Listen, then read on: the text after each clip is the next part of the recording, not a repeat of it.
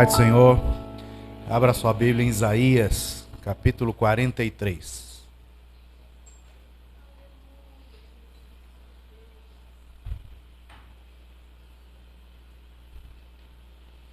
Isaías 43, a gente vai ler desde o primeiro versículo.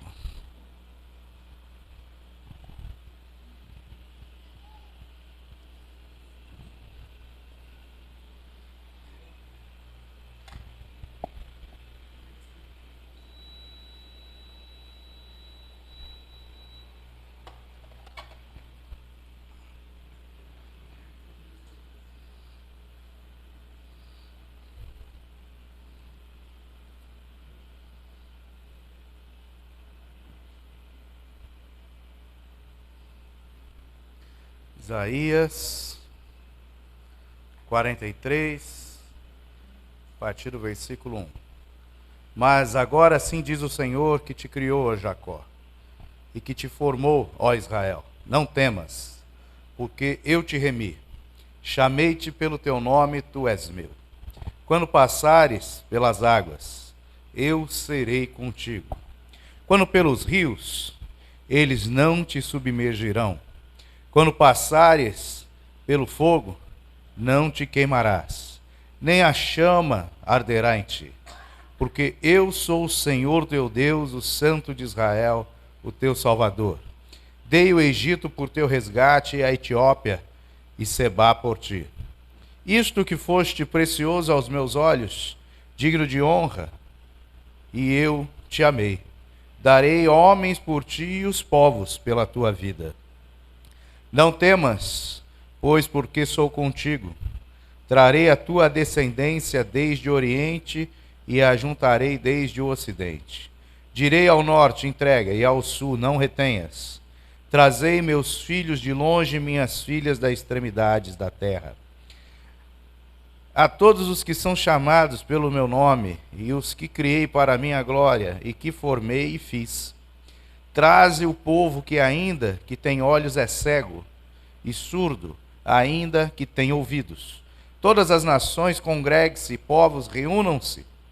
Quem dentre eles pode anunciar isto e fazer-nos ouvir as predições antigas? Apresente as suas testemunhas e por elas se justifiquem, para que se ouça e se diga, verdade é.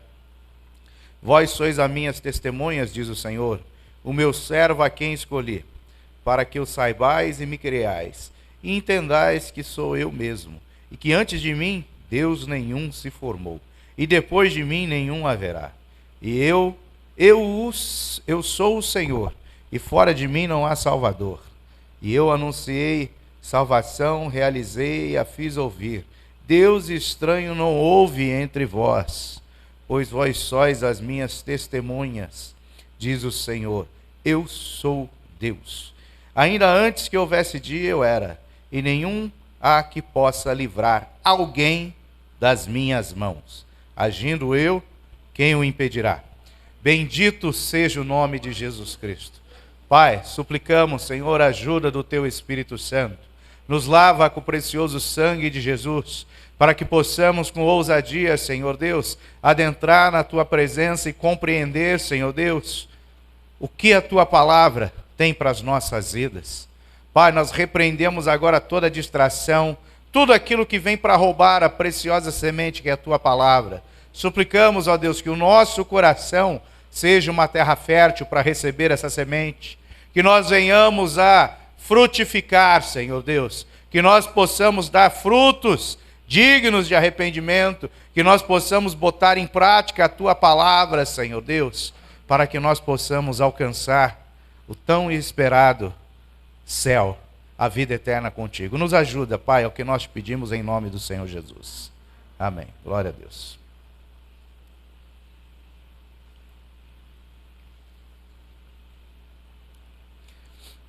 Parte desse texto foi o primeiro texto que eu preguei na minha vida, em um ponto de pregação. Depois de lá, muita coisa, foi acontecendo.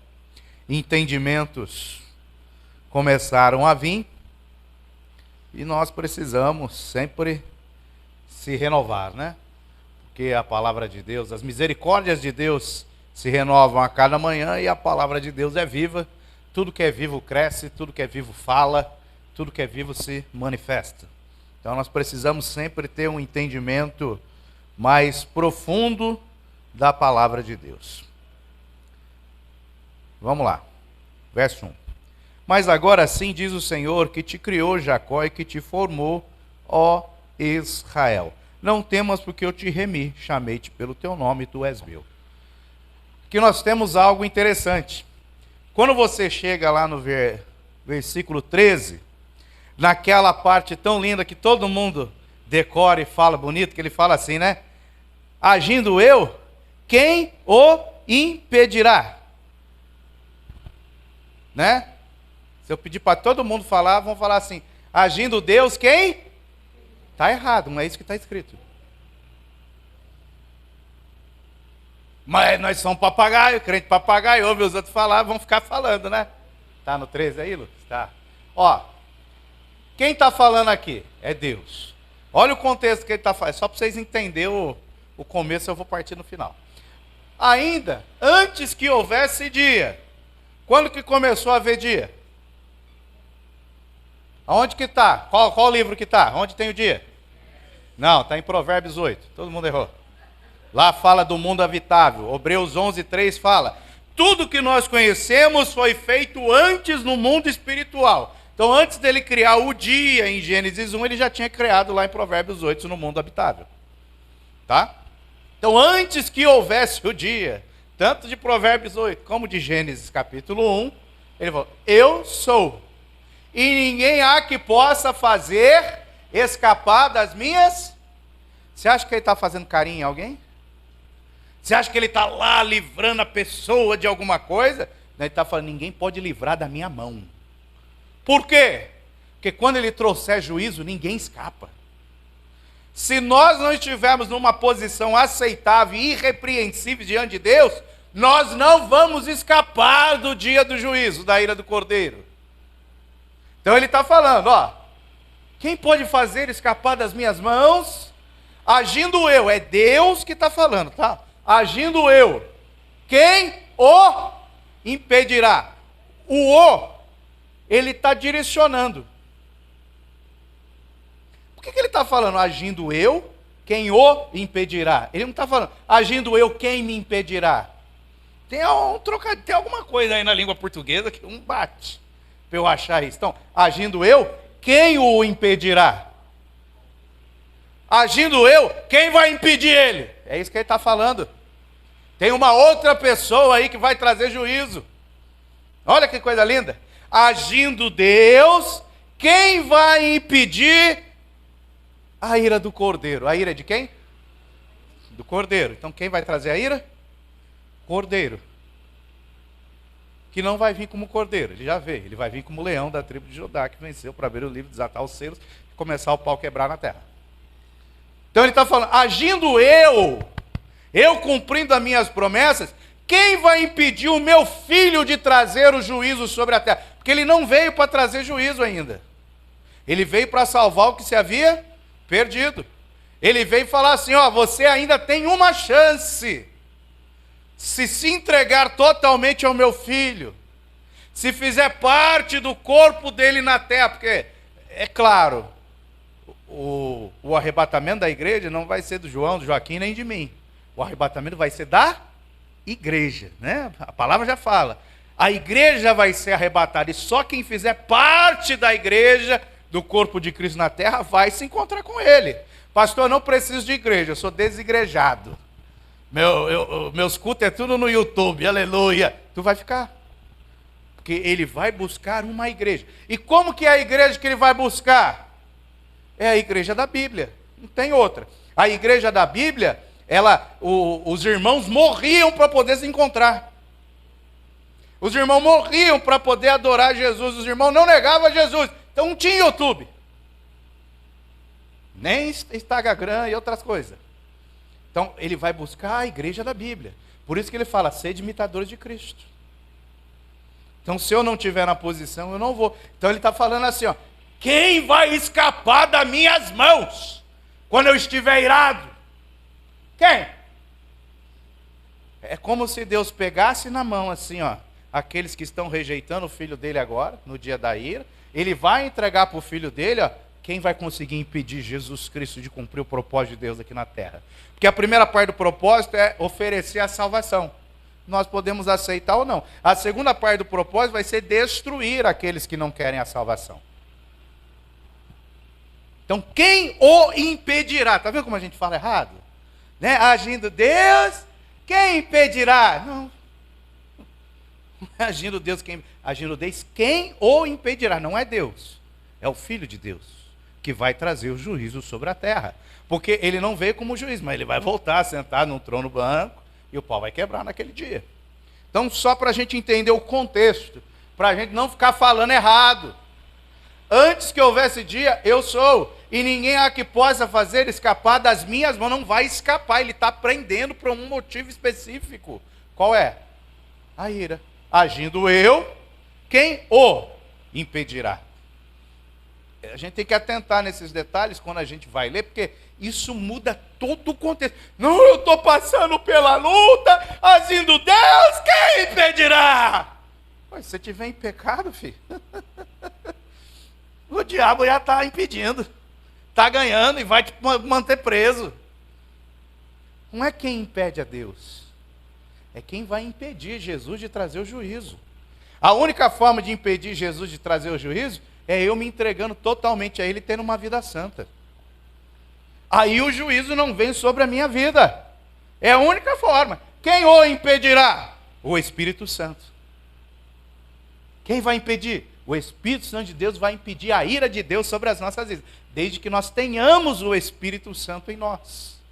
Porque naquele dia, o dia do arrebatamento, a Bíblia fala que o Espírito vai ser tirado da terra, porque ele vai acompanhar a igreja até os ares. Está escrito em Cantares também. Ele vai subir juntamente conosco. O Espírito não estará mais na terra. Se o Espírito não está mais na terra, nada mais pode impedir a ira do Cordeiro. E antes da ira do Cordeiro, vem um tal de filho da perdição, também chamado de anticristo, que o Espírito Santo lá em Colossenses está impedido de se manifestar ainda hoje. Então, quando ele sair, o anticristo se manifesta, grande tribulação, livro de Apocalipse, e com isso vem a ira do Cordeiro. Então, quem o impedirá? O Espírito Santo. Então, isso aqui é uma mensagem de ira e de juízo. Não é uma mensagem motivacional, aleluia. Não, é para nós abrir o olho. Então ele fala, mas agora, verso 1, assim diz o Senhor que te criou. Ó Jacó que te formou. Já expliquei isso lá no livro de Gênesis, você vê lá no capítulo 1, lá para o verso 26 ao 28, Deus criando o homem e a mulher. Não é isso? Ele cria. Vamos ver se é isso mesmo. Ó, deixa eu ver. Tá bem, façamos o homem a nossa imagem e semelhança, conforme semelhança e blá blá blá. Aí você vai para o 27. Criou Deus, pois o homem a sua imagem, a imagem de Deus o criou, homem e mulher os criou. Então, aí depois no 28 ele pega e abençoa o casal. Então no Gênesis capítulo 1, Deus cria. Criar é uma coisa, formar é outra. Então aqui ele cria homem e mulher no Gênesis 1, 27. Quando você vai lá para o capítulo 2, você vai ver que primeiro ele forma o homem do barro, coloca no jardim, e depois ele fica com peninha, como o homem estava muito sozinho, vai lá para o versículo 18, ele pega e forma a mulher da costela. Então criar é uma coisa, formar é outra. Ontem, nós ouvimos aqui falar sobre profetizar. Vimos lá em Ezequiel 37, nós precisamos profetizar, mas você tem que entender uma coisa. Em Gênesis capítulo 1, Deus profetizou a criação. No 2, ele meteu a mão na massa e formou. Se eu fosse pregador internacional, eu ia falar assim, não pegou não, hein? Perdeu a oportunidade da glória. Primeiro ele cria. Como que ele cria? E disse Deus, haja luz, e ouve com a boca, com a voz. Então ele profetizou. Depois que ele profetizou, ele foi lá e botou a mão na massa. Eu profetizo uma casa nova para mim. Aleluia! Agora você vai lá, bota a mão na massa e trabalha. Deus fez assim, por que nós vamos fazer diferente? Nós temos que ser semelhante, imitador dele. Então uma coisa é você profetizar. Profetizar é criar. É criar algo. E a Bíblia fala que, lá em Romanos 4, que nós podemos chamar a existência aquilo que não existe. Ou seja, nós podemos criar algo do nada. Que ainda não existe, mas vai existir. Então eu crio profetizando. Mas depois eu venho, boto a mão na massa e eu formo. E quando eu começo a formar, aquilo vem à existência. Por isso que tem muita pessoa... Lá já há 14, 15, 20 anos, já ouvi testemunho que está orando pelo marido se converter, já tem 15 anos orando, profetizando, mas ainda não formou. Enquanto não formar, não cumpre. É necessário soltar a palavra e é necessário uma ação para que aquela palavra se cumpra. Tanto que tem muitos profetas meio doidos aí, o pessoal pega, profetiza, e depois ele faz um ato profético. Eu já vi um profeta, vamos falar assim, profetizando sobre um mapa mundi, num culto. Não era coisa boa, esses são os profetas que eu gosto. Aí ia ter ceia no dia da igreja, o profeta foi lá, pegou suco de uva e ó, jogou. Então ele criou, e ele formou. Depois veio a notícia que começou a morrer missionários em determinado lugar. Credo, pastor, ele chamou a morte? Não, ele revelou. Com a profecia, criação e formação. E por que veio a morte? Depois o profeta falou, porque tinha pecado lá. Então assim, são passos que a Bíblia fala e nós temos que entender. Aí quando você vai lá para Isaías 43... milhares de anos depois de Gênesis 1, ele fala assim, ó, assim diz o Senhor, que te criou, ó Jacó, e que te formou, ó Israel. Viu que tem o primeiro passo que é criação, e tem o segundo passo que é formação? No primeiro passo eu fui criado, e até 28 anos de idade eu estava criado. A partir dos 28 anos de idade, eu fui formado. Foi no momento que eu aceitei Jesus. Então eu, até aceitar Jesus, está lá em João capítulo 1, versículo 12, até aceitar Jesus eu era uma criatura. Depois que eu aceitei Jesus, eu fui formado à imagem e à semelhança dele. Porque agora ele me deu poder para ser chamado filho de Deus. Até então eu não era filho de Deus.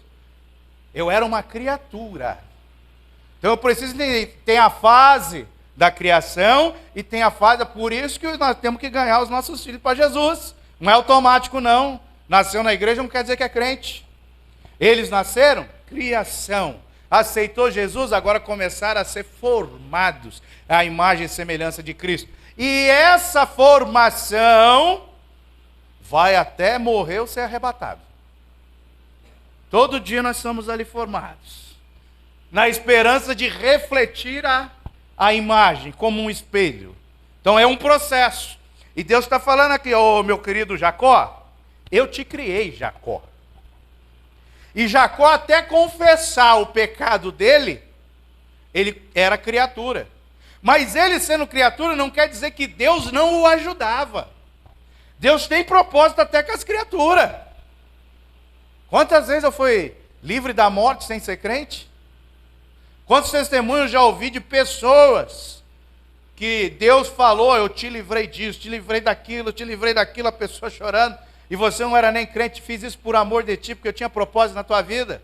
Permiti você passar por isso, a pessoa não era crente, mas Deus estava cuidando da sua criação. Porque a Bíblia diz que Ele cuida da sua criação. Tudo está na palma das suas mãos.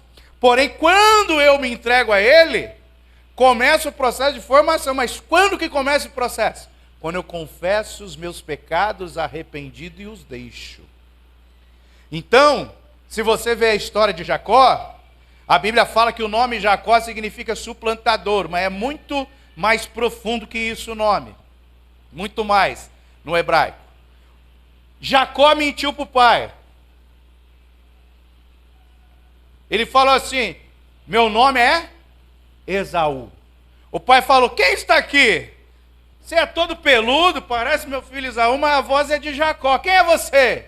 Aí ele falou para o pai: eu sou Esaú. Ou seja, ele mentiu. Olha que pecado terrível. Se tornou filho do capeta, porque quem mente é filho do diabo. Ele mentiu. Fugiu. Foi enganado por Labão. Sofreu. Consequência do pecado que ele cometeu. Aí chegou num dia que ele foi brigar com o anjo. O anjo veio brigar com ele. Por quê? Porque ele estava com medo de morrer quando se encontrasse com Esaú. Mas ele não era Esaú. Ele estava com medo de morrer. Aí Deus mandou o anjo para brigar com ele. E Jacó segurou o anjo. Dá até para fazer o corinho aqui. Jacó segurou o anjo. Porque Jacó queria uma bênção. Só que a bênção demorou a noite inteira. Por quê? Porque tem um monte de gente querendo bênção, sem deixar pecado. Você pode brigar, pode vir à noite, madrugada orando, fazendo o que for. Quando você não deixar os pecados, a bênção não vem. Aí no finalzinho, o anjo, pô, Jacó, você não está se tocando? Você precisa... O anjo não falou isso, é lógico. Mas você precisa confessar seu pecado. Aquele de quando você saiu da casa do seu pai. A mentira que você falou. Aí o anjo pergunta para ele assim: ô Jacó, isso está na Bíblia, né? O que eu falei até agora não estava não. Ô Jacó. Ele não falou Jacó, né? Ele falou: ô meu filho, qual é o teu nome? Aí o Jacó diz: eu sou Jacó. Ele não falou mais Esaú.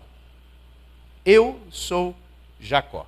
E quando ele fala eu sou Jacó, profeticamente é como ele tivesse: eu sou pecador, eu menti, eu não presto, eu não sou nada, eu preciso da ajuda de Deus. Aí o anjo: espera aí, agora você não vai mais se chamar Jacó, você não é mais criatura, agora você é formado. Qual é o seu nome agora?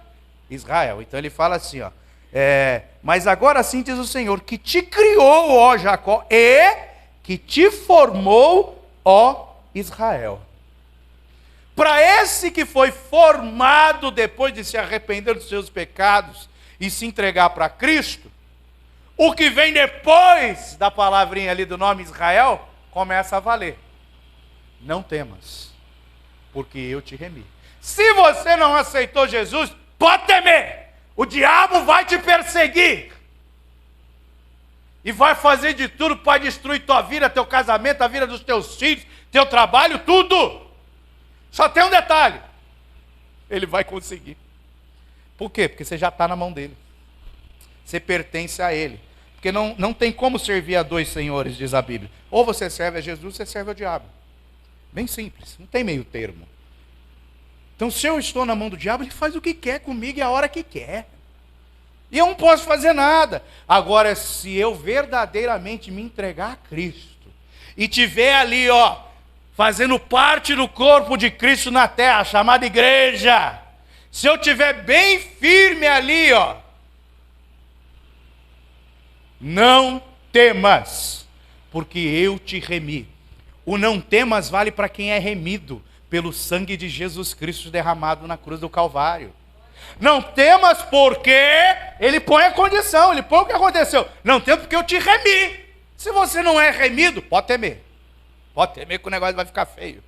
Então não temas, porque eu te remi. Você é um remido, você não precisa ter medo. Todos que são remidos, ele chama pelo nome. E lá no livro de Apocalipse, ele fala assim, ó: todos nós que aceitamos Jesus, estamos firmes na presença dele, que vamos ser arrebatados, nós vamos receber uma pedrinha branca. Nessa pedrinha branca tem um novo nome que ninguém sabe, é o nosso novo nome. Ninguém sabe. Tem uns doidos aí que falam que conversa com anjo, mas eu acho que não é anjo, eu acho que é os capeta, que já sabe até qual é o nome dele, mas a Bíblia falou que nós não vamos saber o nome até chegar lá. Então não é anjo de Deus que está revelando o nome. Nós todos temos um novo nome. chamei-te pelo teu nome, tu és meu. Eu só sou dele se eu for remido e se eu for formado. Enquanto eu for apenas criatura, nada disso aqui vale. Que o pessoal fala, não temas, Deus é contigo, não temas. Pode temer, tem que temer mesmo. Você só não vai temer se você não estiver na mão do diabo. A Bíblia fala que quando nós pecamos, nós somos escravos do pecado. O pecado pertence a quem? Ao capeta, ao cão, ao diabo, ao pet shop, é isso aí, é o cão. Então, se eu estiver em pecado, pode temer. Não funciona. É triste. Vamos lá. 2. Está entendendo o porquê do versículo 13? Quem vai escapar da mão do juízo de Deus? Quem vai o impedir de trazer o juízo? Não é uma mensagem aleluia. Não, é uma mensagem de alerta. Ninguém vai escapar do juízo de Deus se continuar andando no escuro. Se continuar preso em pecado. E às vezes quando se torna crente, o pecado está aqui, ó. O pecado está aqui, ele é formado aqui, e ele torna a existência quando não tem ninguém vendo. Quando você não é crente, está nem aí, peca rasgado. Quando é crente já é mais discreto. E nós não podemos fazer isso. Porque quem vai impedir ele de trazer o juízo sobre as nossas vidas? Quem vai nos tirar das mãos poderosas dele se nós ficarmos em pecado no dia do juízo? Então ele está falando, ó, tem algumas condições, meu amigo Jacó, para você não temer. Primeiro você tem que virar Israel. Tem que ter um novo nome, você tem que nascer de novo. Né? Para nascer, vamos lá, Jacó. Jacó nasceu, criatura, vive em pecado, mentira. O que precisa acontecer com ele? Morrer. Quando ele morre, ele nasce de novo. Quando nasce de novo, ele tem um novo nome, é simples. Jesus explicou isso para Nicodemos. Verso 2. Aí agora, veja que interessante. Isaías está assim, milhares de anos à frente do que aconteceu lá no Egito. Então ele fala assim, ó, quando está dando a entender que vai acontecer. Quando passares pelas águas, eu serei contigo. Quando pelos rios, eles não te submergirão. Quando passares pelo fogo, não te queimarás, nem a chama arderá em ti. Então a Bíblia, cada versículo da Bíblia, ela não é um texto isolado. Ela precisa de outros versículos para se confirmarem. Então vamos pensar assim, teve algum episódio na Bíblia que o povo precisou passar pelas águas? Aconteceu? E era algo perigoso? Estavam com risco de morte? Aconteceu isso? Teve um tal lá de Moisés, Mar Vermelho, a hora que ele levantou o cajado, o que ele fez?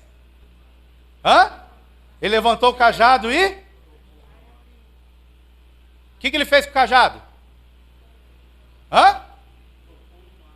Não, ele não tocou no mar, ele só levantou o cajado e o mar abriu. Isso aí é mais uma coisa de pregador, pode ler o texto lá, ele só levantou. Quando ele levanta o cajado, o mar se abre. Ele não precisa bater na água. Tanto que da onde que ele estava, a posição da montanha, que ele via o mar todo, ele ia ter que dar um salto triplo mortal para mergulhar na água para bater o cajado. É bíblico. Então ele levantou o cajado, o mar, quando passares pelas águas, eu serei contigo. Se cumpriu. Só que não foi uma só vez que ele passou pelas águas. Tem algum outro episódio aí do povo de Israel passando pelas águas? Não era mais mar, agora era rio. E aqui ele fala, ó, quando passarem pelos rios, não te submergirão. Qual rio que eles passaram? Rio Jordão, antes de chegar ali nas portas daquela cidade que tinha um muro grande lá, que eu esqueci o nome, como que chama? Que o muro caiu? Jericó. Então antes deles atravessarem, ele falou, ó, pega o sacerdote com a arca da presença carregada no ombro, vai lá. A hora que eles pisarem na água, os rios vão se abrir. Eles pisaram, o rio se abriu, passou lá quase 3 milhões de pessoas. Então quando passares pelos rios, ele não te submergeram. 2 episódios que aconteceu. Porém, ele vai mais um. Ó, quando passares pelo fogo. Tem mais algum episódio aí de fogo na Bíblia? É os camaradas lá do Daniel? Os amigos de Daniel? Só que os amigos de Daniel é depois de Isaías. E aí? O Moisés e o Josué, Mar Vermelho e o Rio Jordão é antes. Então, se é antes, isso aqui é uma profecia. Porque já aconteceu. Profecia é algo que vai acontecer. Mas quando ele entra aqui no fogo, o fogo ainda vai acontecer. Ainda não tinha Daniel nessa época, nem os 3 amigos. Se ele está falando de uma forma profética, ele está falando, quando passares e não quando passou, ele está usando aí um futuro que ainda vai acontecer no verbo, quer dizer que vai passar pelas águas. Vai passar pelas águas, vai passar pelos rios e vai passar pelo fogo. Quando a humanidade peca de uma forma terrível, Deus vai lá e destrói a humanidade, tudo que tem vida. Ele destrói com o quê? Foi com areia, terra? O que ele destruiu? Com água, dilúvio. Aí ele faz uma promessa que não iria mais destruir a humanidade com água, e ele bota um sinal no céu. Qual é o sinal? Arco celeste. Não fala íris não, que é o nome de uma deusa da Mesopotâmia. Arco celeste. Então ele não vai mais destruir a terra com água, mas ele vai destruir a terra de novo. Ele vai destruir a terra com o que agora? Com fogo. Está na Bíblia. Então, quando chegar lá na época do fim, ele vai trazer fogo, e esse fogo vai purificar a terra, não vai haver mais montanhas, vai ser só planícies. O leão vai brincar com a ovelhinha rolando no chão, vai virar vegetariano, tem um monte de coisa que vai acontecer, o próprio Isaías fala. Então a terra vai ser destruída por fogo. Porém, esse texto aqui, ele está falando para o Jacó que se converteu em Israel. Então ele está falando para nós que antes éramos pobres pecadores, condenados ao fogo do inferno, que agora somos salvos e remidos pelo sangue de Jesus, porque eu te remi, ele diz. Então ele está falando, nós vamos passar pelas águas.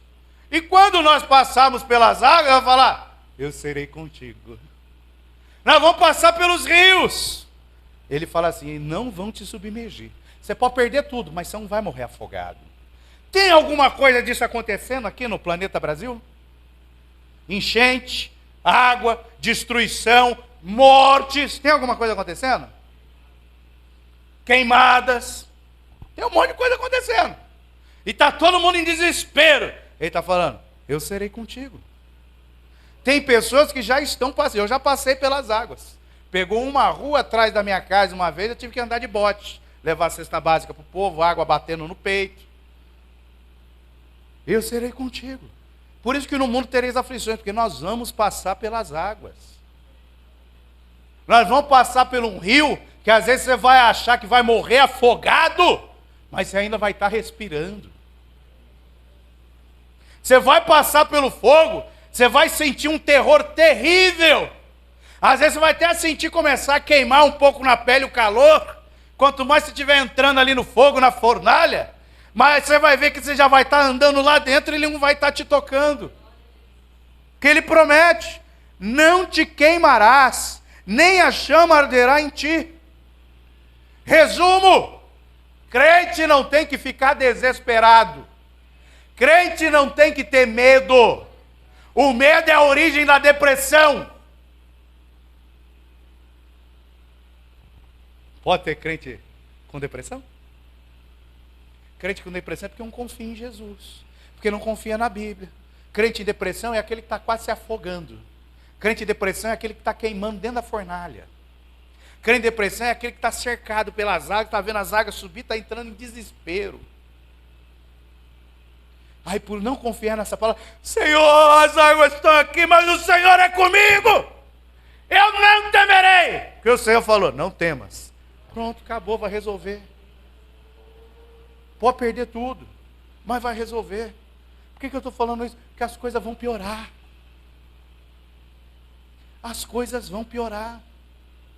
Eu sei que é bonito você ouvir que as coisas vão dar certo, que é tudo lindo, maravilhoso, mas as coisas vão piorar. E nós precisamos estar preparados. Ó, Deus deu um sinalzinho, coisinha boba. Deu um sinalzinho.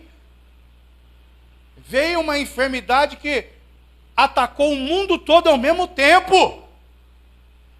Onde você estava, crente? Estava onde? Escondido dentro de casa? Com medo?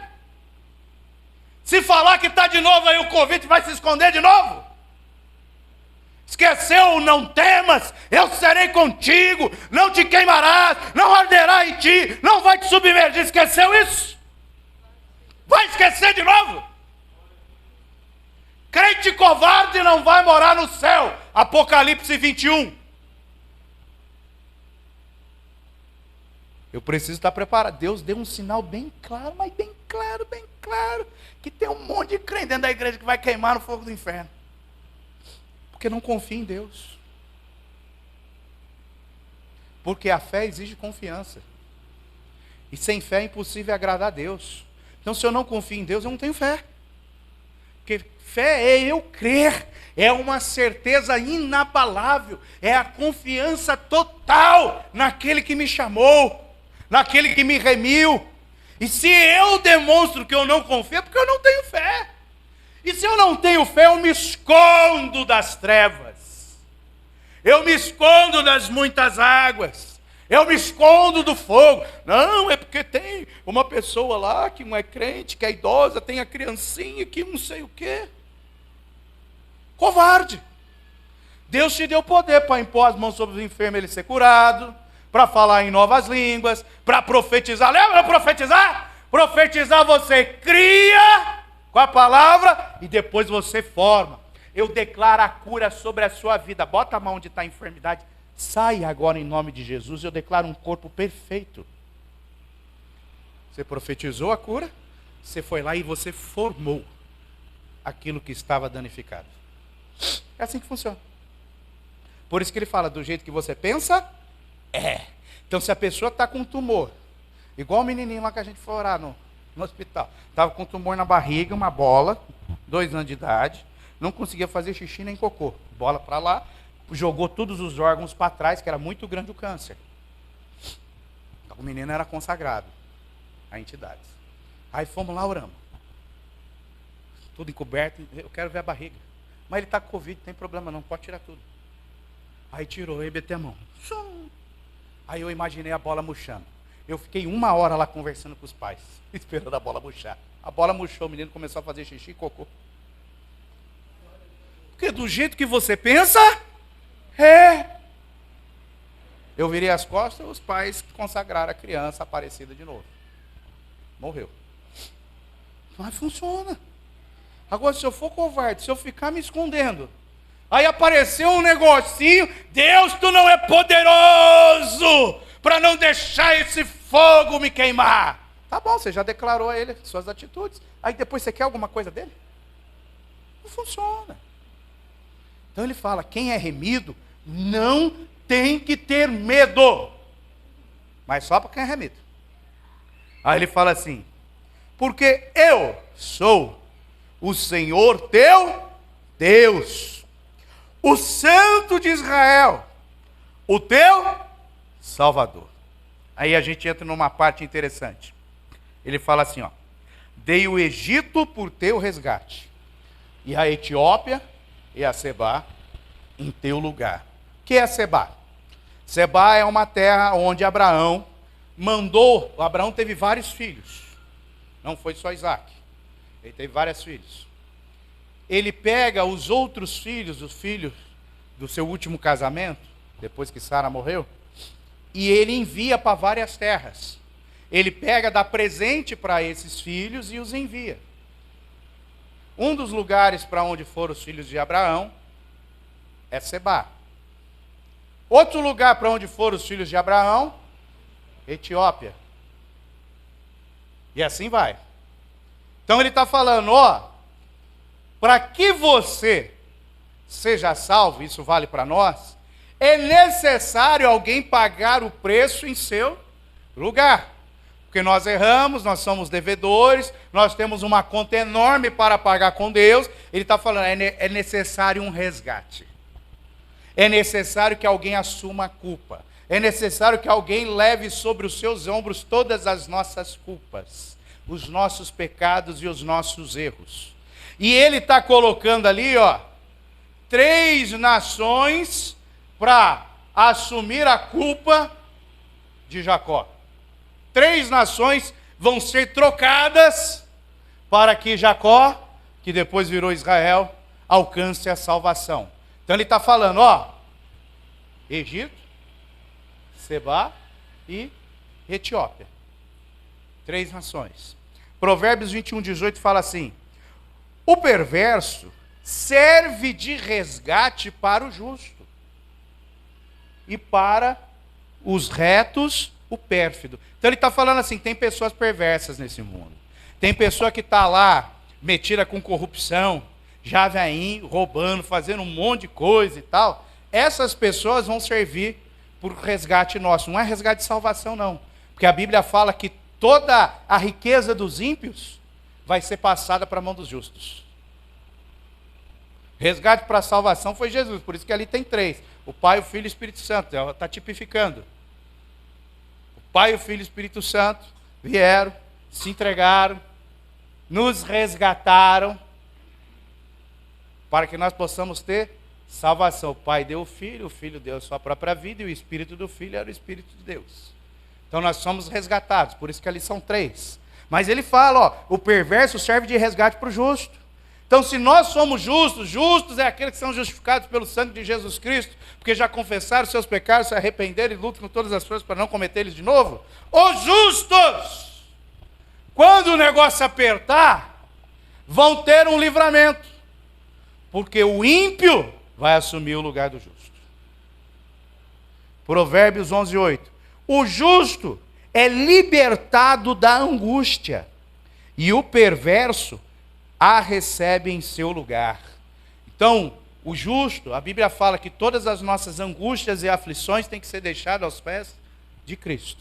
Eu tenho que falar para Ele. Tudo que me perturba, tudo que me aflige, tudo que me angustia. Eu preciso falar. Quando eu falo, eu sou liberto dessa escravidão. E o perverso vai assumir o meu lugar. É a Bíblia que fala isso.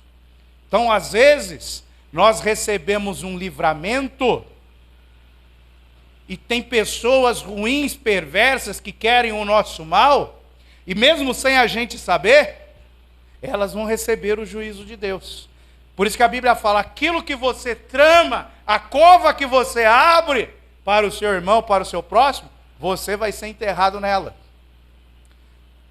Eu só almejo para o próximo aquilo que eu quero para mim. Porque se eu almejar o mal para ele, eu recebo o mal. Porque Abraão, aqueles que te abençoarem, serão abençoados. Mas aqueles que te amaldiçoarem, aqueles que tentarem o mal para você, aqueles que tentarem te angustiar, aqueles que te perseguirem, aqueles que mentirem, eles vão receber tudo isso sobre a vida deles. E é a palavra. Então, na hora que eu for orar, se eu perceber isso, eu estou sendo perseguido, tem alguém querendo o meu mal, você usa os textos. Senhor, a tua palavra diz que o perverso serve de resgate para os justos. E eu estou, a oração diz aqui, eu estou justo perante de ti. Lembra-te das obras que eu fiz, das pessoas que eu visitei, disso. Lembra-te, Senhor, porque a tua palavra me garante que aqueles que se levantam contra mim por um caminho vão fugir desbaratados por 7 caminhos. Mas para isso você tem que ser justo. Aí é a profecia. Você tem que aprender a profetizar. E quando você profetiza a palavra. 4. Visto que foste... Ó que coisa linda que ele fala do justo. Presta atenção. Visto que foste precioso aos meus olhos, digno de honra, eu te amei. Darei homens por ti, os povos pela tua vida. Será que o Senhor pode olhar para nós e Ele pode falar assim, você é preciosa aos meus olhos. Também foste honrada. eu te amei. Será que ele pode olhar para nós e falar assim, igual falou para Jó? Jó, tu é o cara. Tu é precioso para mim, Jó. É isso que nós temos que esperar. Porque se não for assim, o não temas não funciona. Então eu tenho que ser precioso aos olhos do Senhor. E o que é ser precioso aos olhos de uma pessoa? Deus é uma pessoa, tá? O que é ser precioso? É eu chamar a atenção, é eu tratar bem, é eu passar tempo com aquela pessoa, é eu agradar aquela pessoa para que ela possa olhar para mim e falar, você é tão precioso aos meus olhos. Será que eu estou fazendo isso com Deus? Ou ele é só uma moeda de troca porque eu quero? Ah, sim, eu preciso disso, eu vou no culto porque eu quero a benção. Ah, eu estou precisando disso, então aí eu vou orar. Não, eu vou procurar o profeta para orar por mim. É isso? Não, nós precisamos ser preciosos aos olhos do Senhor. Isso aí é um recadinho. Mas o que ele está falando aí, quando ele está profetizando, de tudo isso aqui, ele está apontando para os nossos dias. Ele está apontando para Jesus Cristo. Esse texto ele está falando de Jesus. Ó. Olha que coisa linda. Visto que fosse precioso aos meus olhos. Por quê? Porque ele veio à terra, se fez homem, abriu mão da sua natureza divina, viveu, cresceu aqui nessa terra sem pecar, cumpriu o propósito de Deus até o fim, entregou a sua vida por pecadores que não mereciam. Esse foi o amor de Cristo. Aí quando ele venceu, ele se tornou precioso aos olhos de Deus, digno de honra. Por isso que ele fala, Pai, me recebe com a mesma glória que eu tinha antes de vir. Olha que ele estava escondido no seio do Pai, nem os anjos sabiam que Jesus existia. Visto que foste precioso aos meus olhos, digno de honra, eu te amei. É por isso que Deus fala, né? Quem ama a Cristo, o amor de Deus permanece nele. Se eu não amo a Cristo, eu não tenho o amor de Deus, porque Deus amou no passado o mundo. Não é Deus vai amar, Deus amou o mundo de tal maneira que ele deu o seu filho, já foi, passou. Agora só alcança o amor de Deus quem ama o filho. Aqui ele já está falando, eu te amei, filho. Você foi precioso aos meus olhos. Digno de honra, digno de ser exaltado, digno de se assentar num alto e sublime trono. Você chegou lá. Ô glória, e eu te amei. Aí ele fala assim, ó, darei homens por ti e os povos pela tua vida. Está vendo lá no 13? Quem impedirá o juízo, trocando o justo pelo ímpio, o ímpio se colocando no lugar do justo. E ele continua aqui. Isso é uma profecia bonita. Não temas, pois, por quê? Sou contigo. Ele falando com Jesus aqui, tá? Ele já falou, você é precioso, digno de honra, eu te amei. Aí ele está profetizando. Não temas, filho. Eu sou contigo. Ele ia passar pela morte. Nós estamos aqui cerca de 750 anos antes de Jesus vir à Terra. E Deus já está falando com ele através da palavra. Tem gente que não quer ler Bíblia. Deus já está, tem tanto diálogo aqui para falar com você, com situação que você vai passar na sua vida, que ele já falou há milhares de anos atrás, você não quer ler. Ele está falando com Jesus. Filho, não temas, eu sou contigo. Olha a promessa. Trarei a tua descendência para aqui. Quando você vai lá para Mateus capítulo 1, você vai ver lá que Davi gerou Salomão, que gerou não sei o quê, até chegar lá em José, esposo de Maria, da qual nasceu Jesus. José não gerou Jesus. Lá não fala que gerou. Fala que ele é esposo de Maria, de qual gerou Jesus. E no capítulo 1 ainda você vai ver, falando que Jesus foi gerado pelo Espírito Santo. E todos nós que aceitamos Jesus, deixamos de ser criatura, passamos a ser formados à sua imagem e semelhança, nascemos da água e do Espírito, nós somos gerados pelo Espírito Santo. Então a descendência de Jesus não é quem nasce judeu, é quem é gerado pelo Espírito Santo. Entendeu? Então vamos lá, continua. Não temas, porque eu sou contigo. Trarei a tua descendência. Quem é a descendência dele? Quem é gerado pelo? Quando você aceita Jesus, quem vem morar em você?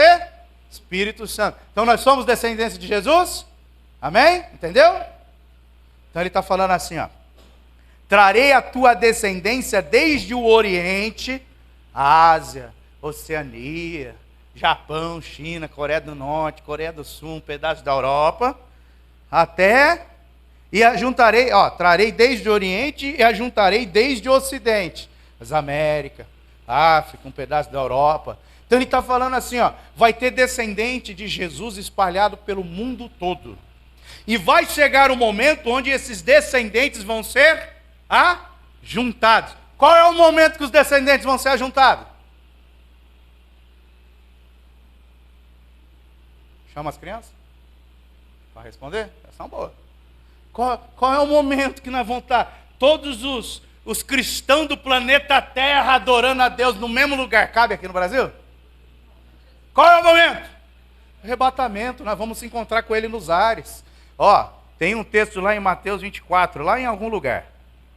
24, 27, fala assim: porque assim como o relâmpago sai do Oriente e se mostra até assim será a vinda do Filho do Homem. A Bíblia explica a Bíblia. Então ele está falando, meu filho, não temas, eu sou contigo. Eu vou trazer a tua descendência desde o Oriente até o Ocidente. Vai ser como um relâmpago, no abrir e fechar de olhos. Vai ser ajuntado. Isaías já estava falando o que ia acontecer. Então ele está falando com Jesus. Porém, quando a palavra é profética, Bíblia, nós podemos usá-la e aplicá-la nos nossos dias. Então, se eu pegar o texto anterior, e eu for precioso aos olhos de Deus, se eu for digno de honra, se Ele me amar, porque eu amo Jesus Cristo acima de todas as coisas, assim, como diz lá em Mateus 24, eu amo a Jesus de todo o meu coração, eu não divido Ele com nada. Se eu conseguir preencher os requisitos do verso 4, do 1 ao 4, eu posso começar a fazer essa oração profética. E eu já vi testemunhos disso, de pessoa orar aqui, e gente sair lá da Alemanha para vir até onde a pessoa estava. Por causa dessa oração. Imagina se nós for mais perto. Vamos lá. Não temas, porque eu sou contigo. Trarei a tua descendência. Você tem descendência aqui na terra de sangue? Filho, filha, sobrinho, neto, irmão. Deve ter, né? Tem alguém que um é crente? Se um tiver, glória a Deus, pode pular. Pode dar cambalhota, aí pode. Agora você pode, aleluia, dá glória aí, levante sua mão. Aí pode. Agora, se tiver alguém que vai para o inferno, você não vai comemorar, né? Não vai levantar sua mão, né? Se tiver alguém que vai para o inferno, você vai usar esse texto. Senhor, a tua palavra me promete, eu não preciso temer, porque o Senhor vai trazer a minha descendência desde o Oriente, vai ajuntá-la desde o Ocidente. E eu vou dizer ao norte, verso 6, e ao sul, não a retenhas. Trazei os meus filhos, os meus irmãos, os meus pais, os meus avós, trazei eles de longe, desde as extremidades da terra, se for necessário, porque o Senhor é o Salvador. Profecia, profetiza. Isso é profecia. Eu já vi a pessoa orando, falando, Senhor, minha família está lá na Alemanha, estão perdidos sem Cristo, eles precisam de oração. Ocidente, larga eles, solta eles, eles pertencem a Cristo. Passaram-se alguns meses, eles mudaram, a pessoa que estava trabalhando lá, a empresa transferiu para onde estava a pessoa que orou, foi lá, se reencontraram, aceitou Jesus e está na igreja até hoje. Agora imagina se é um traficante que está prendendo aqui, 2 bairros de distância, está mais perto, como você vai orar? Está aqui o texto, profetiza. É o que você ouviu ontem. Profetiza. Usa a palavra de Deus, porque Deus concorda com a palavra dele. Se 2 ou 3 concordarem, profetiza. É assim que profetiza. Então, eu uso o texto bíblico. Aqui ele estava falando para Jesus. E Jesus lá em João 17, quando ele faz a oração, ele fala: Senhor, eu oro por aqueles que ainda não fazem parte do teu rebanho. Só faltou ele falar assim: aqueles que são do sul, do norte, do leste, do oeste, aqueles que estão aqui no oriente, que estão no ocidente. Eu oro por todos eles, traz eles. E depois da oração de Jesus, de João 17, quantos milhões, bilhões de almas você acha que já se entregou a Cristo? Diz aí os censos que hoje nós temos cerca de 2 bilhões de cristãos. Aí estamos indo para 8 bilhões de habitantes, 2 são cristãos. Então a oração dele teve efeito. Pede-me as nações por herança que eu te darei. Salmo 2. Você não está pedindo nem seu familiar. Quer pedir nação? Você não está dando ordem, porque assim, ó, quando você vai lá para o livro de Apocalipse, você vai começar a ver que tem um movimento muito grande de anjos. E a Bíblia fala que os anjos, eles são, agora fugiu o nome, hein? Eles são Meu Jesus, Não, os anjos são conservos, isso, conservos, os anjos são conservos, está lá no Apocalipse, lá no finalzinho, quando João quer adorar o anjo fala: não, sou teu conservo. Apocalipse 5, eu acho que 22 também fala isso. Sou teu conservo. O que é conservo? Conservo é servo do servo. Por isso que em Hebreus 1 fala que os anjos são espíritos ministradores que vão ministrar a favor de quem há de herdar a salvação. Então eles são conservos. E você vai ver anjos controlando o fogo, controlando os mares, controlando as águas, controlando o vento. Anjos posicionados no norte, no leste, no oeste, no sul, no oriente, no ocidente. Tem anjos que estão sobre nações, principados, como o príncipe da Pérsia, como o príncipe aqui do Brasil, como o príncipe aqui do bairro de Itapuã, de Itaparica. Como o príncipe, tem um anjo que fica aqui na esquina, tem um outro ali, anjo que fica ali na esquina, trazendo pessoas para ficarem presas, na desgraça, na miséria. Tem outros que atuam ali mais para trás, que trabalham na área das drogas para prender as pessoas. Tem anjos, atuam em várias coisas. Anjo, é anjo. É porque tem o anjo de Deus, tem o anjo caído, que chama demônio. Mas é anjo. Eles atuam. E quando você começa, direi ao norte, ele está conversando como que eu vou falar, eu não sei nem o nome desse troço aqui, a Vera que vai saber, com, sei lá, uma direção, uma latitude, sei lá o que é, o norte, o sul, o leste. Ele está dando ordem por uma direção. Se ele dá ordem por uma direção, por que eu não posso dar? E ele está falando assim, direi ao norte. Você vai dizer ao norte. Então diga ao norte. Deve ter alguém precisando da sua família de ajuda ao norte. Se não for no norte, é no sul. É no leste, é no oeste. Diga, ele está falando. Quando eu começar a dizer, quando eu começar a profetizar, eu começo a criação. Pastor, tem fulano. Aí eu comecei, ele mora lá no norte do estado, está preso. Eu comecei a dar ordem para o norte e soltar ele, igual está na Bíblia. Aleluia, glória a Deus. Você está criando o milagre. Você está criando. A Bíblia fala lá em Jó que nós podemos ser provocadores de milagre. Milagre tem que ser provocado. Você não fica sentado, olhando para o céu, esperando ele cair, porque só cai anjo caído, tá? Vai cair o milagre. Não vai, você tem que provocar um milagre. Primeira forma de provocar um milagre. Profetiza, fala. E depois, vai lá até a pessoa, fala de Jesus para ela. Aí você vai formar Cristo nela. Que ela vai se entregar, o Espírito Santo vai entrar. Agora, se você ficar só falando aqui e não tomar uma atitude, se você não começar a agir, o processo é muito mais demorado e pode ser que nem funcione. Por quê? Porque é um padrão que Deus escolheu. Então não temas, porque sou contigo, trarei, é uma promessa. É igual a lá de Atos 16, né? O que eu tenho que fazer para ser salvo? Crê tu, e a tua casa será salva. Quando eu me converti, eu fiz a besteira de ler a Bíblia, né? Tem gente que não faz essa besteira, eu fiz. Eu li a Bíblia. Aí eu vi esse texto. Eu falei, Senhor, eu não estou mais na casa do meu pai. Eu casei, tenho a minha casa está na família, está na presença do Senhor, mas eu considero meu pai, minha mãe, minha irmã como a minha casa.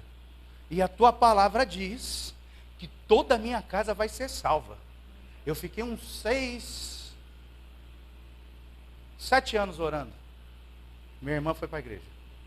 Senhor, ainda falta 2.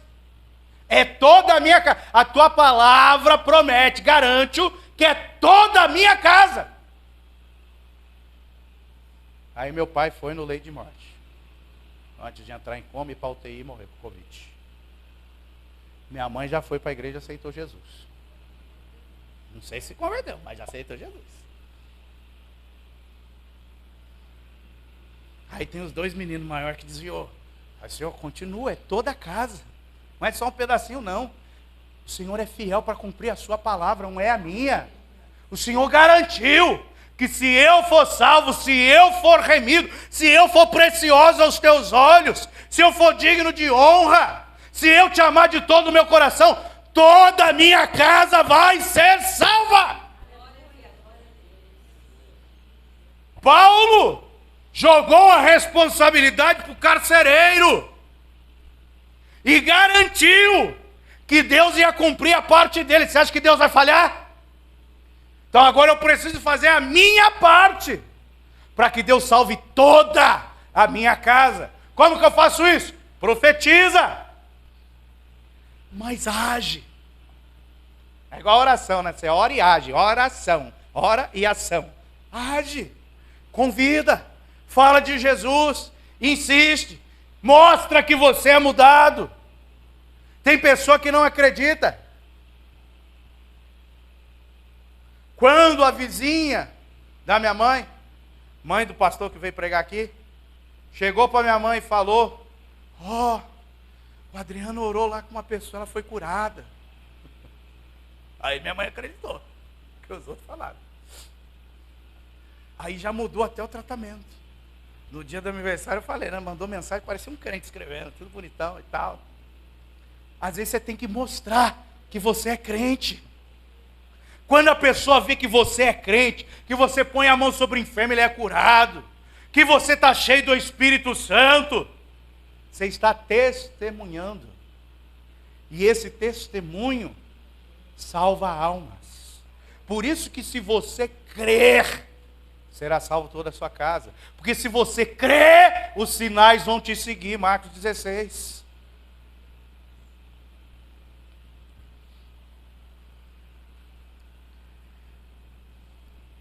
A todos que são chamados pelo meu nome, e os que criei para a minha glória, eu vou parar aqui, e que formei e fiz. Aí nós vamos lá para Efésios. Efésios, bota aí, Lucas. Efésios 1, verso 11 e 12. Então ele está falando, né? Tudo isso aqui você pode fazer, você pode botar em prática, você tem que ter uma vida santa para você escapar do juízo, porque quem o impedirá de executar o juízo? Quem vai te tirar das potentes mãos de Deus quando ele estiver bravo? Todos que são chamados pelo meu nome. Por isso que nós somos cristãos, né? Ele não é o Cristo? Nós somos chamados pelo nome dele, nós somos cristãos. Pelo menos era para ser. E os que criei para a minha glória, que formei e fiz. Efésios 1, 11.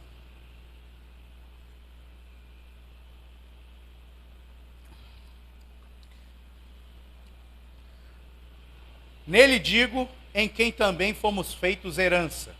Nós somos feitos herança em Jesus Cristo. Havendo sido predestinados. Essa palavra é muito mal compreendida. Quando você, vamos pegar um exemplo simples. Quando você pega uma bicicleta, você vai ver lá que ela tem um quadro, ela tem um guidão, tem os pedalzinhos, tem as rodas, tem uma corrente. Vamos supor que você pega uma bicicleta sem a corrente. Ela vai andar? Até vai, mas vai ser difícil. Você tem que pegar ela na subida, descer, você não tem como controlar, da velocidade, se for na reta você tem que ficar empurrando com o pé, vai ser mal feito. Agora, se você tiver uma corrente, aquela corrente se encaixa perfeitamente na bicicleta, e ela vai cumprir o propósito ao qual ela deve existir. Fazer com que a bicicleta ande em perfeita harmonia ali. Beleza? Fácil? Entendido? Então, esta corrente, ela é predestinada para a bicicleta. O pneu da frente, ele é predestinado para ficar no lugar do pneu da frente. O guidão é predestinado para ficar no lugar do guidão. Se você botar o guidão no pedal, não vai funcionar. Pelo menos eu acho que não. Nunca testei. Então, algo é predestinado. O que é predestinado? Quer dizer, ela tem um destino, ela tem uma finalidade, porém ela é preparada antes para um fim específico. Isso é predestinado. Então, todos nós somos eleitos nele antes da fundação do mundo.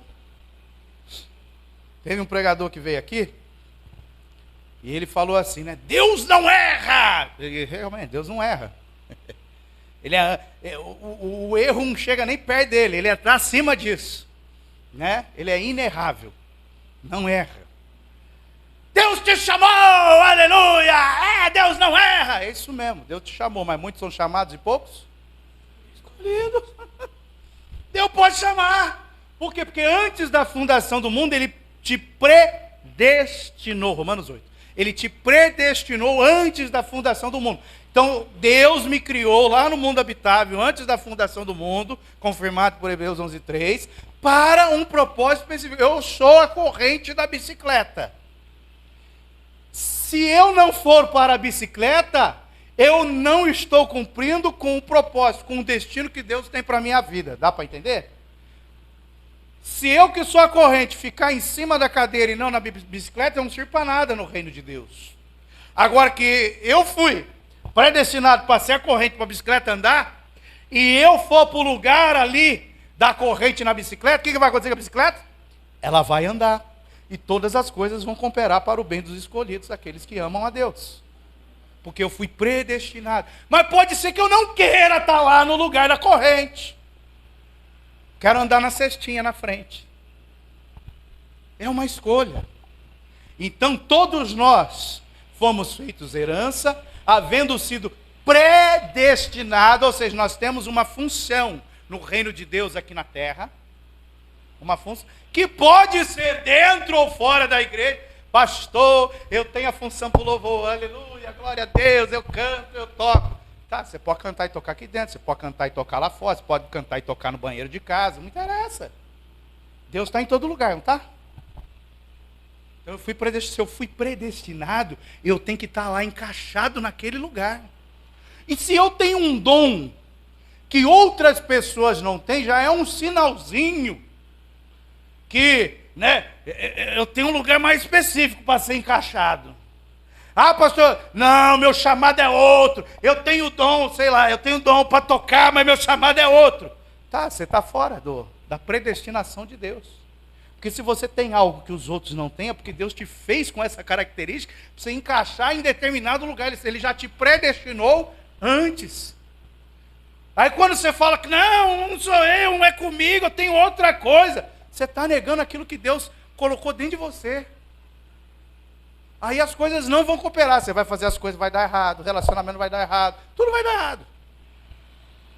Conforme o propósito daquele que faz todas as coisas, segundo o conselho da sua vontade. Passa, Lucas. É aqui que eu queria chegar.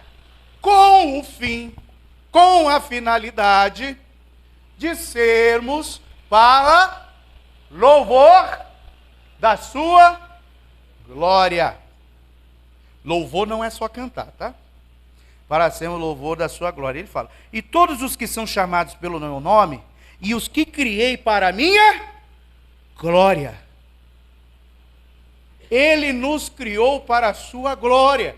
Ele nos predestinou para a sua glória. Quando os anjos, os serafins falam, santo, santo, santo, tem um doido que fala, é o Senhor dos exércitos. E o outro mais doidão fala assim, e toda a terra está cheia da sua... É doido. Você só vê morte, desgraça, corrupção aí, ó. Mentira. Um monte de doido aí na rua. Mas o anjo está falando que a terra está toda cheia da glória. Ele está profetizando. E quando o Espírito Santo vem morar em nós, Jesus fala assim, ó Pai, aquela glória que eu tinha contigo, dá para eles. Está lá no livro de João, vai lá e lá. Dá para eles. Quando Jesus pede para o Pai dar a glória para nós, presta atenção, hein? O apóstolo Paulo fala assim: não mais vivo eu, mas Cristo, a glória de Deus, mora em mim. Por isso que os anjos falam: toda a terra está cheia da tua glória. Porque aonde tem um cristão tem a glória de Deus. Nós carregamos a glória de Deus, ó, no ombro, a presença, a arca. Nós somos a glória de Deus. Por isso que quando nós ganhamos uma alma, o diabo perde. Por quê? Porque a glória de Deus está tomando toda a terra. Porque nós carregamos a glória de Deus como os querubins, nos ombros. Então ele fala, ó, com o fim de sermos para louvor da sua glória. Aí ele volta e fala aqui, ó, eu criei para a minha glória. Criou, predestinou, mas não formou ainda. Porque só vai ser formado se eu quiser ser o instrumento para promover a glória de Deus na terra. Senão não funciona. Então ele criou para a sua glória, e que formei e fiz. Por isso que ele coloca dons na nossa vida, que às vezes são diferentes, que as outras pessoas não têm. Porque ele fala, quando eu me entrego, eu fiz. Então eu predestinei para ser louvor da sua glória. Eu posso falar não para isso. Posso estar na igreja e falar não, eu não quero ser para louvor da sua glória. Porque para eu ser feito para louvor da glória de Deus, eu tenho que me encaixar em alguma parte da bicicleta. Não quer dizer que eu vou cantar. Tem pessoas que Deus separou para cuidar de uma família. Para cuidar, para ajudar, para levar essa família para o céu. Precisa cantar, precisa pregar. Mas a parte da bicicleta é aquela. Então eu tenho que descobrir qual é a parte da bicicleta que eu me encaixo. Para que eu seja feito para louvor da sua glória. Porque eu posso estar fazendo algo dentro da igreja e não ser aquilo que Deus escolheu, predestinou para eu fazer. Tem crente que só quer assistir culto. E eu duvido que Deus predestinou alguém para assistir culto.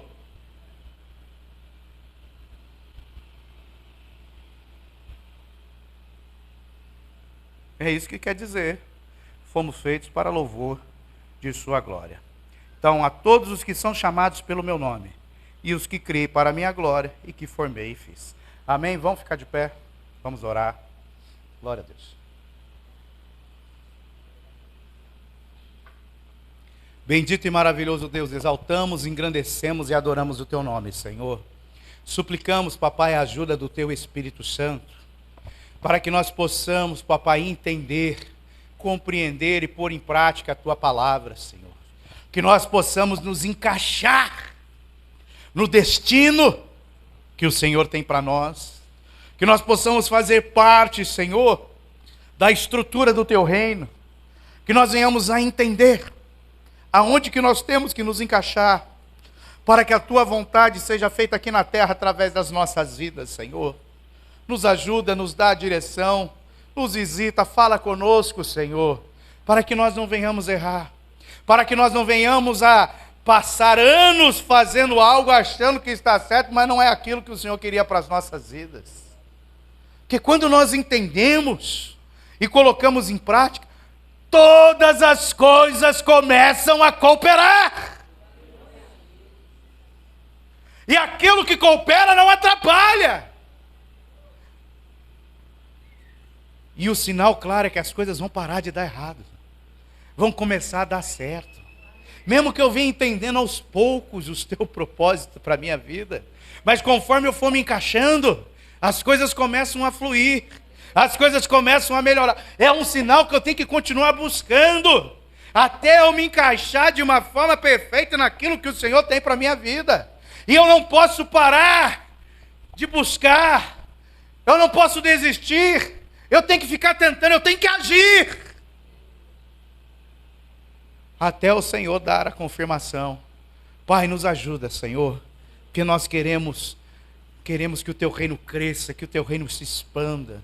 Nós queremos ser úteis, Senhor Deus, na tua obra. Nós não queremos apenas fazer aquilo que nos é mandado, Senhor. Nós queremos ser seu amigo, Senhor. Nós queremos, papai, te agradar, Senhor. Nós queremos ouvir: este é meu filho amado, a minha filha amada, em quem eu tenho muita alegria, que é precioso e preciosa aos meus olhos. Nós queremos isso, Senhor, porque isso existe na tua palavra, papai. Nos ajuda, Senhor, a ter o entendimento de profetizar, de chamar à existência aquilo que não existe, Senhor Deus, e de formar, de colocar as mãos, de agir, de ir atrás, Senhor. Quantas pessoas estão esperando nós chegarmos até ela com uma palavra? Quantas? E nós queremos ainda escolher quais pessoas que nós vamos chegar, sendo que tem outras desesperadas para ouvir que Jesus ama ela. Uma frase tão simples de ser falada, mas que pode mudar destinos, pode mudar a história de muitas pessoas. Pai, nos ajuda a ter esse entendimento e não medir esforços, ó Deus, para nós ganharmos almas para o teu reino, para trazer almas até a tua casa, para que nós possamos ensiná-las a ter intimidade contigo, a amar a tua palavra e serem avivadas pelo teu Espírito Santo. Nos ajuda, Senhor. Pai, eu te peço, nos guarda nessa semana que se inicia. Põe tuas mãos de poder e nos abençoa. Senhor, nos dá poder para testemunhar, para falar das grandes coisas que o Senhor tem feito nas nossas vidas e ao nosso redor, Senhor, porque o testemunho alcança almas. Nos ajuda, Senhor Deus, para que nós possamos, Senhor, nos alegrar com todo o céu que se alegra quando um pecador se arrepende. Papai, recebe o nosso culto, a nossa adoração no teu trono de graça, Senhor. É o que nós te pedimos em nome de Jesus. Estenda tuas mãos. Que a graça do nosso Senhor e Salvador Jesus Cristo, o amor de Deus nosso Pai e a comunhão do Espírito Santo seja com todos aqueles que aguardam e esperam breve encontro com o Senhor Jesus, e todos digam amém. Paz do Senhor a todos. Glória a Deus. Domingo que vem, ceia.